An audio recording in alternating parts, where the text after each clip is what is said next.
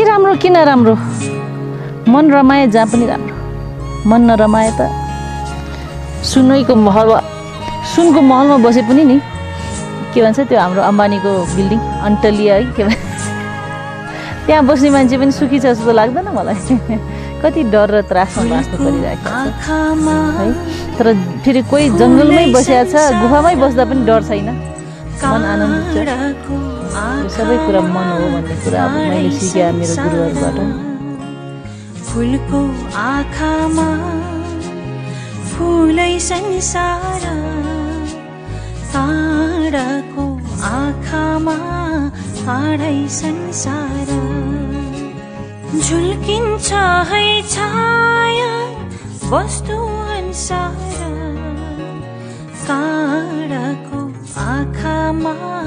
काँडै संसार